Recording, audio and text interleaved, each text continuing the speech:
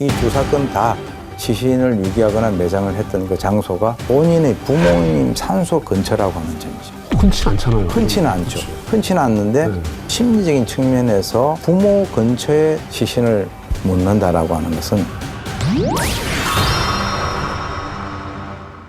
오윤성 교수님과 함께하는 그알 외전 두 번째 시간입니다. 오늘도 함께해 주실 오윤성 교수님 모셨습니다. 어서 오세요. 네, 안녕하세요. 네. 교수님과 함께 두 사건 속에 숨겨진 범죄자들의 심리 메커니즘에 대해 분석해보는 시간을 갖고 있는데 오늘 분석해볼 사건은 뭔가요? 예, 오늘은 이제 2008년도에 발생됐던 그 이호성 사건이라고 그 사건과 이제 그로부터 10년 뒤에 발생됐던 2018년에 강진 사건이라고 그 두 개 사건을 놓고 공통점 그리고 이제 그 공통점으로 보이는 가운데서도 세부적으로 들어갔을 때 차이점 네. 이런 거 위주로 한번 분석을 해보도록 하겠습니다. 이호성 살인 사건은 저도 그때 기억하는 게 저도 야구를 좀 좋아하다 보니까 이호성 선수를 기억을 해요. 해태 타이거즈가 한창 그 전성기 시절에 4번 타자였잖아요. 이제 은퇴하고 잊혀져 있다가 갑자기 이제 살인 사건의 용의자로 이렇게 뉴스에 나오면서 상당히 놀랬던 그런 기억이 있거든요. 그리고 강진 사건 같은 경우도 이제 그것이 알고 싶다가 뭐 방송을 하지는 않았지만 용의자 자살을 하고 시신이 나오고 이런 뭐 일들이 계속 있다 보니까 저희도 그때 제보를 내고 뭐 제보를 받았던 그런 기억이 있는 사건인데 요 두 사건을 교수님께서 오늘 어떻게 분석하실지 상당히 궁금한데 이게 좀 오래된 사건이다 보니까 이호성 살인 사건 같은 경우는 기억 못 하시는 분들도 많을 것 같아요. 그래서 우선 이호성 살인 사건부터 좀 사건에 대해서 설명 좀 부탁드립니다. 네, 이호성 사건 같은 경우는 2008년도에 발생된 사건인데요. 이전에 그 유명한 야구 선수에서 이미 은퇴를 해서 이제 사업을 하고 있던 그런 상황인데, 사업가로 성공을 했었죠. 네, 사업가로 일시 성공을 했는데 그 이후에 이제 성공으로 지속적으로 이어지지는 못했죠. 그래서 상당히 좀 금전적으로 어려운 그런 상황이었는데, 그 당시에 그 이호성이 그 알고 있던 그 여성이 있었어요. 근데 그 여성과 그 여성의 그 세 딸, 그 일가족 4명을 살해하고 난 이후에 전남 화순에 그 시신을 안매장했어요. 나중에 그 시신을 발굴을 해보니까 처음에 3명은 실내복, 뭐 잠옷이라든가 이런 것을 입고 있는 것으로 봐서는 집안에서 살해된 것으로 추정이 되고, 그리고 이제 큰딸 같은 경우는 따로 이제 그 일 이후에 만나서 차에서 살해를 하고 그 시신들을 서울에서부터 화순까지 옮겨서 이제 안매장을 했던 것이죠. 그리고 이제 그 이 시신이 발견되기 하루 전날 본인이 이제 극단적 선택을 함으로써 수사가 종결된 그런 사건입니다. 그러면 그 이호성 살인 사건과 좀 우리가 비교해 분석해 볼 강진 살인 사건은 어떤 사건인지 설명해 주시죠. 이 이호성 사건이 발생되고 난 뒤에 10년이 지난 2018년에 발생이 된 사건인데, 이 유력한 용의자인 그 김 씨가 자기하고 굉장히 가까운 친구의 딸이 여고생이 있었어요. 또 이제 그 이전 어렸을 때부터 계속 봐왔지 않았겠습니까? 그러니까 뭐 용돈도 자주 주고 이런 식으로 굉장히 표면적으로는 이제 귀엽게 대했었는데, 그 여고생을 대상으로 해서 아르바이트 제의를 합니다. 아르바이트를 할래라고 제의를 했을 때 하겠다라고 얘기를 하죠. 그러면서 이제 다른 사람들한테는 절대 얘기를 하지 말라 이런 얘기를 하게 돼요. 그런데 이제 그 당시에 이 여고생이 부모들에게는 얘기를 안 했어요. 가장 친한 친구에게 야, 나 사실 아르바이트 간다 라는 얘기를 갖다가 했었고요. 좀 특이한 것이 이제 나중에 밝혀진 것이 문자를 서로 주고받았는데, 나 혹시 그 실종되거나 없어지면 경찰에 신고해줘? 뭐 이런 식의 그 농담 비슷하게 흘렸단 말이에요. 아르바이트를 가는 길에 가기 전에요. 가기 네. 전에. 그래서 이제 결국 피해자를 이제 유인을 해서 거기에서 이제 그 살해를 하고 시신을 뭐 옷을 다 벗기고 머리를 깎인다든가 하는 이런 그랬어요? 네, 이런 행동들 굉장히 엽기적인 그런 행동을 했었고요. 그리고 이제 끝나고 난 뒤에는 자기 집으로 와서 피해자의 소지품이라든가 이것을 자기 집 앞마당에서 다 소각을 합니다. 그리고 난 뒤에 이제 시치미를 뚝 떼고 자기 집에 있는데, 나중에 이제 그 아이가 집에 돌아오지 않으니까 당연히 그 어머니가 주위 친구들한테 수소문을 하게 되죠. 그때 바로 아까 얘기했었던 그 친구가 아빠 친구가 아르바이트를 제안해서 거기에 이제 간다라고 하던데요 라고 얘기를 하게 돼요. 그래서 이제 그 저녁에 그 피해자의 어머니가 직접 집에 찾아오니까 뒷문으로 나가서 바로 그냥 극단적 선택을 해서 그 시신이 그 다음날 아침 사건 바로 다음 날. 네 발견됨으로써 그것도 역시 이제 유력한 용의자가 극단적 선택을 함으로써 사건이 종결됐고요. 그리고 이제 그 피해자의 시신은 쭉 찾지 못하다가 사건 일주일이 경과한 이후에 발견을 한 그런 사건입니다. 그러면 이 이호성 사건이나 그 강진 사건 둘 다 그 유력 용의자가 자살을 한 거잖아요. 그렇죠. 그러면 둘 다 공소권 없음으로 끝난 거네요. 그렇죠.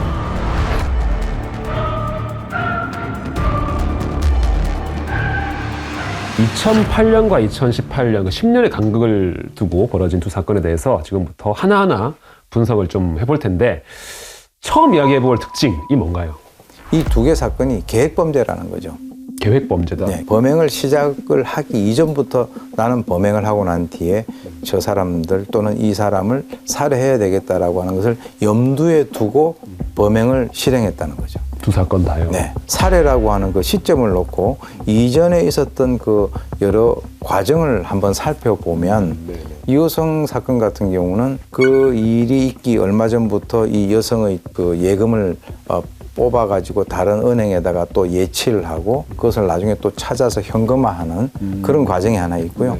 그리고 이제 주위 사람들에게는 여행을 갈 거다. 어디 2, 3일 놀러 갔다 온다고 했다는 거야. 그러니까 난 더 안심하고 이제 기다린 거야. 그리고 이제 추가적으로 그때 당시에 나왔던 혈흔이라든가 이런 것들을 뭐 잉크를 뿌린다든지 해서 현장을 조작하거나 왜곡하는 그런 그 움직임을 있었고요. 또 이제 미리 뭐 비닐이라든가 가방을 다 준비를 해요. 시신을 옮길 수 있는. 그래서 이제 그것을 이용을 해서 시신을 옮기는 것이 또 CCTV에 포착이 된단 말이죠.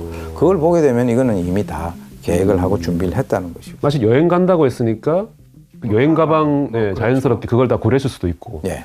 그런 여러 가지 것들이 사례를 염두에 둔 그 계획 범죄다 이렇게 이제 볼 수 있고 또 강진 사건 같은 경우는요 유력한 용의자 김 씨와 그 피해자의 아버지하고는 굉장히 오랜 기간 동안에 친구 관계를 유지를 했었어요. 오래된 친구예요. 오래된 친구죠. 그 사람의 머릿속에는 전혀 다른 생각을 하고 있었던 것으로 이제 밝혀졌는데 그래서 이 아르바이트를 제외할 때도 절대 다른 사람들에게 아르바이트 얘기를 하지 마라. 그런데 이제 이 유력한 용의자 김 씨의 입장에서는 그걸 확인할 필요가 있었다라고 보는 거죠. 그 피해자가 다른 사람들에게 얘기를 했는지 안 했는지. 아르바이트 하는 거를. 만약에 그것을 누구한테 얘기했었으면 그 사람은 범행을 안 했을 거예요. 그럴 수 있겠네요. 그래서 이제 본인이 운영하고 있는 그 식당에 범행하기 며칠 전에 피해자하고 피해자의 아버지를 같이 식사하자고 불러요. 네. 저는 그걸 아주 의미 있다라고 봤거든요. 셋이 식사한 자리를. 식사한 거를. 어떤 대화가 오갔는지에 대해서는 알려져 있지 않습니다. 그런데 이제 그것은 뭘 확인하기 위해서 식사 자리를 마련했다라고 봅니다. 그 딸에게 아르바이트를 가는 것을 제의했는데 남에게 얘기하지 말라 그렇게 얘기하지만 보통 집 아이들 같은 경우는 용돈을 받거나 그런 사항이 있으면 자기 부모에게 얘기를 해요. 그렇죠. 그러면 이제 같이 식사를 하는 과정에서 자기 친구가 자기에게 정말 고맙다. 우리 딸 아르바이트 시켜줘서 이 얘기가 나오는 순간에 자기는 안 하는 거죠. 안 하거나 정말 아르바이트 시켜주는 거죠. 그런 의도가 있을 수도 있다. 그럴 수 있겠네요. 그 굉장히 계획적이죠.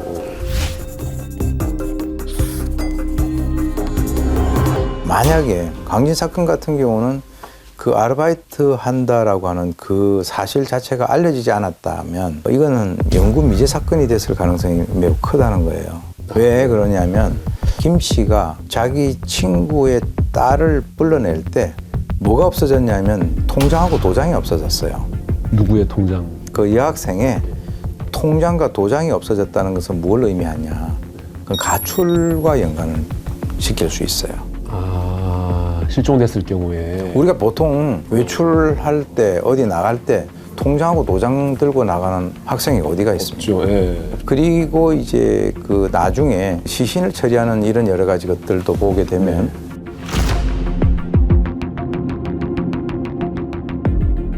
머리를 깎이고 옷을 완전히 벗겼다라고 하는 것은 나중에 이것이 어느 정도 시간이 지나서 발견됐을 때 그 사람이라고 하는 것을 쉽게 확정 지을 수 없는, 실제로 나중에 이제 그 시신이 발견됐을 때 그 피해자 유가족이 이렇게 얘기를 했어요. 이 우리 딸이 아니다. 아, 처음 발견했을 때? 네. 왜냐면 머리가 다 깎여 있잖아요. 그리고 그걸 하기 위해서 집에서 쓰는 전기 그 이발기를 가지고 갔다라고 하는 것은 이미 살해를 염두에 두고 했었던 그런 그 범죄다라고 볼 수 있는 거죠.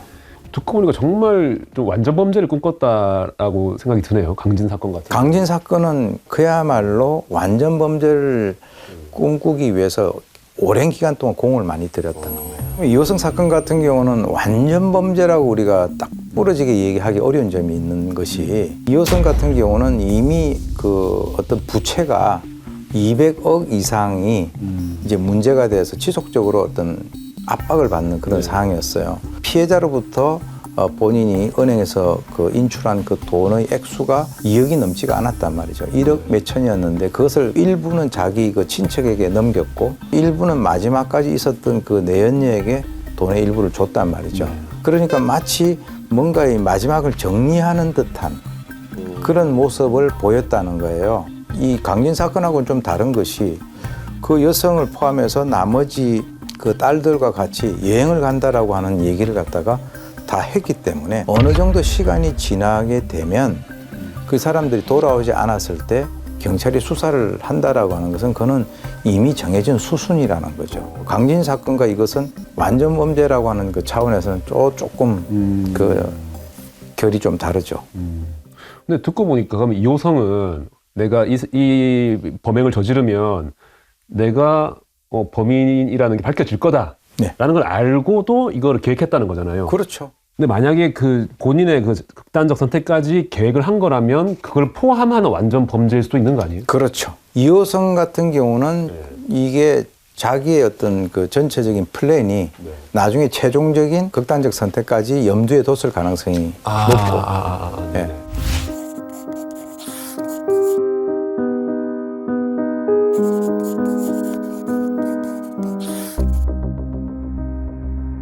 이호성 사건과 강진 살인 사건 두 사건의 두 번째 공통점은 뭐가 있을까요? 두 번째 공통점은 이 시신을 어디에 유기하거나 매장을 했느냐라고 하는 것인데, 이 두 사건 다 시신을 유기하거나 매장을 했던 그 장소가 본인의 부모님 산소 근처라고 하는 점이죠.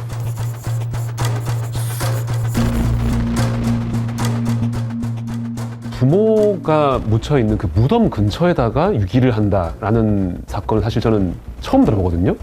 흔치 않잖아요. 흔치는 않죠. 흔치는 않는데 그것을 우리가 왜 그럴까라고 좀 한번 생각을 해보면, 네. 우리 미래에 있어서의 행동 결정에 굉장히 중요한 영향을 미치는 것은 과거의 경험이거든. 과거의 경험이요. 네. 그러니까 자기 부모의 묘소니까 그쪽을 자기가 따라가서 뭐 이렇게 매장하고 하는 것을 보지 않았겠어요. 학습 효과. 즉 다시 말해서 그쪽에서 자기 부모의 그 시신을 묻는다든지 장례식을 했었던 그런 경험. 우리가 어디 가가지고 그런 경험을 많이 하지를 못하잖아요. 그렇죠. 그러면 뭐 이것처럼 과거에 내가 했던 경험이 범행 수법으로 이렇게 나타나는 경우가 자주 있나요? 그와 유사한 사건이 하나 있습니다. 본인이 과거에 했었던 그 경험을 적용을 시켜가지고 자기에게 유리하게끔 2018년도에 환경미화원이 자기 동료를 살해를 했는데요. 시신을 처리한다는 것이 굉장히 큰 일이잖아요. 그런데 자기가 담당하는 그 구역에 시신을 마치 쓰레기 봉투 여러 개를 갖다 이렇게 해서 거기에다가 이제 미리 갖다 놓죠. 갖다 놓고 이제 그 쓰레기를 수거하는 그 과정에서 자기가 미리 갖다 놓은 그 시신을 그 쓰레기 차에다가 싣고, 한 사람이 한 사람의 시신을 처리하는 게 굉장히 무겁잖아요. 심지어는 옆에 있는 동료에게 좀 같이 들자. 그래가지고 거기다 싣고 바로 소각장으로 갑니다. 그래서 소각을 시켜버려요. 완전 범죄를 한 거죠. 그런 것도 보게 되면 보통 사람들은 그런 생각을 못 하잖아요. 근데 환경미화원이라고 하는 그 경험적 요소가 내가 여기다가 실는 모든 것들은 다 소각로에 들어간다 라고 하는 그런 것에 대한 노하우를 본인이 알기 때문에 이런 것들이 이제 아주 대표적인 그런 예가 되죠. 그런 것이 하나 있고 그거보다도 더 좀 어떤 심리적인 측면에서 부모 근처에 자기가 그 시신을 묻는다라고 하는 것은 그 시신을 부모가 옆에서 좀 이렇게 뭐 돌봐준다라고 하는 그런 생각은 하는 것은 아닐까. 왜 그러냐면 또 이런 게 있어요. 인천에 있는 그 노래방 주인이 손님을 살해해서 또 매장을 뭐 하고 이렇게 한 적이 있거든요. 근데 그때는 자기 부모 근처에 뭐 매장을 하고 한 것은 아닌데 그 시신을 처리한 그 장소에 가가지고 제사를 3번인가 4번을 했어요. 그건 뭐냐면 자기 마음이 좀 편하게 하려고 죽게 만들었지만 뭐 내가 가슴 아프게 생각한다. 크게 원한을 품지 않았으면 좋겠다. 뭐 그런 식으로 한 그런 그 행동들도 있단 말이죠. 아, 그래요? 예. 그렇게 봤을 때 그 시신들을 자기 부모 근처에다가 묻었다라고 하는 것은 또는 유기했다라고 하는 것은 좀 익숙했다. 과거에 그런 어떤 그 학습의 그 경험이 있다라고 하는 그 이외에도 심리적으로 그 부모와 같이 이렇게 묻혀 있고 하기 때문에 조금 자기 마음 편하기 위해서 그렇게 한 것은 아닐까. 그렇게 들으니까 더 이해가 되네요. 부모 묘소 근처에 묻었다는 부분이. 이 두 사람의 공통적으로 꼽히는 마지막 특징은 아무래도 둘 다 마지막에 극단적인 선택을 했다. 일 것 같아요. 상당히 좀 뻔뻔하고 이적인 인물일 것 같은데 의외로 두 사람이 극단적 선택을 했단 말이죠. 그 이유는 뭐라고 봐야 될까요?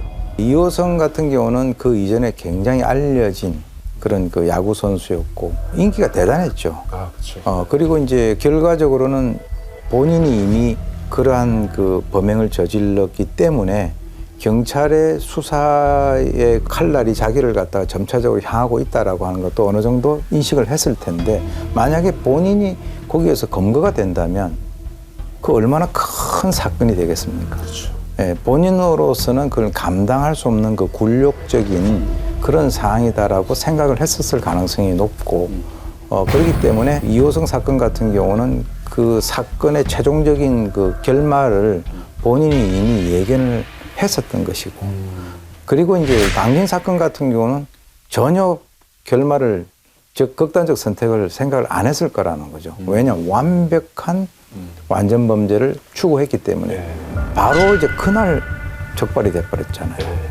황급히 도주하는 모습이 아이러니컬하게도 자기 집 후문에 CCTV를 자기가 설치를 해놨는데 거기 찍혔어요. 그렇기 때문에 김 씨의 극단적 선택은 자기의 완전 범죄가 완전히 반전돼서 뒤집어져 버렸다 하는 것을 이제 본인이 느껴서 그렇게 한 것인데 그렇다면 본인이 만약에 검거가 됐을 때는 설명해야 될 부분들이 너무 많잖아요. 왜 너는 친구의 딸을 범행 대상으로 했느냐, 그 이전부터 그렇게 했느냐, 머리는 왜 깎였느냐, 그리고 이제 그쪽 지역에서 이제 발생됐던 초등생들 그 실종 사건들이 몇 개가 있었어요. 아, 그래요? 네.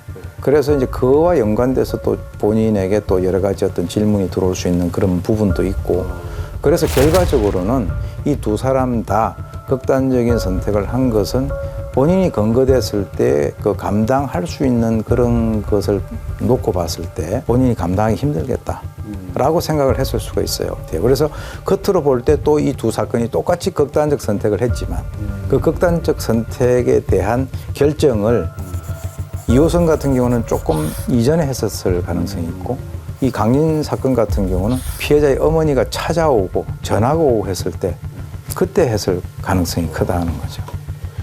겉으로 봤을 때는 둘 다 유력 용의자가 자살했다라는 게 이제 공통점인데 네. 세부적으로 들어가면 또 차이가 있는 그런 차이점이 있겠네요.